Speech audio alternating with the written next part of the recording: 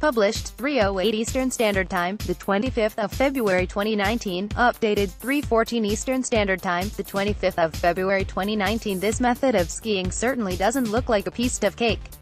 Norwegian filmmaker Johan Wildhagen ventured to a remote part of northern autonomous China with a scientist and a team of professional skiers to investigate the place where skiing is said to have originated.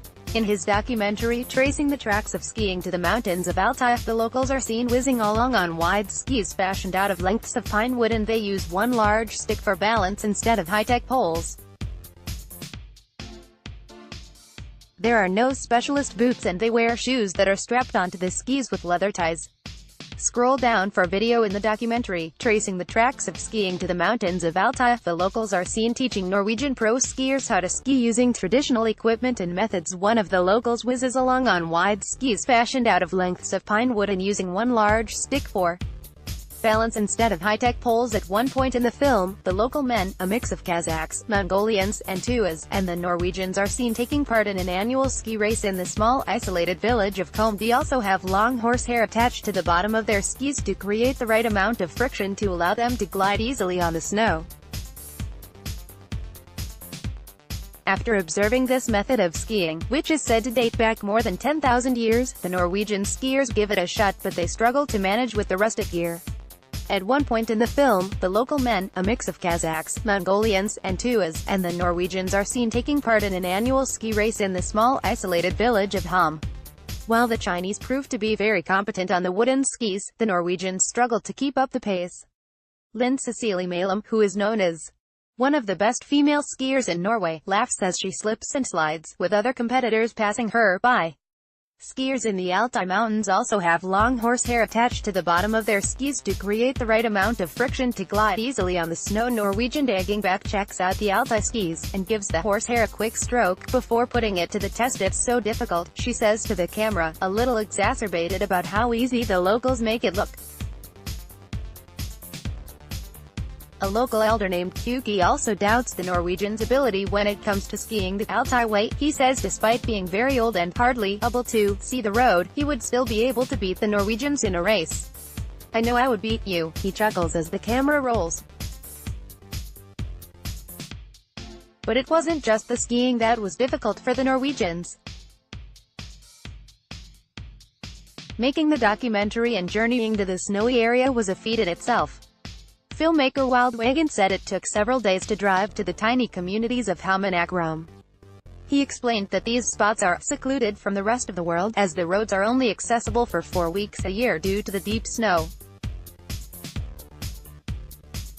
Lynn Cecilie Malum, who is known as one of the best female skiers in Norway, laughs as she slips and slides along.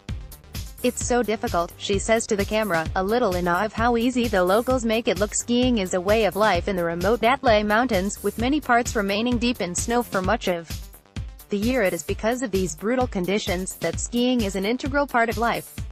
In 2005, cave paintings depicting Stone Age hunters skiing were discovered in northern Xinjiang, the autonomous region where Wildhagen and his crew were based. Chinese archaeologists said the paintings date back more than 10,000 years, making them the oldest evidence of skiing being practiced to date.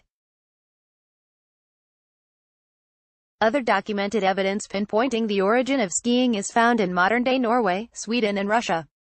A wooden ski dating from about 6300–5000 BC was found about 1,200 kilometers (745 miles) northeast of Moscow at Lake Sendor, and another, unearthed in Sweden, dates to 3300 BC. Originally purely utilitarian, skiing became a popular recreational activity in the mid-1800s.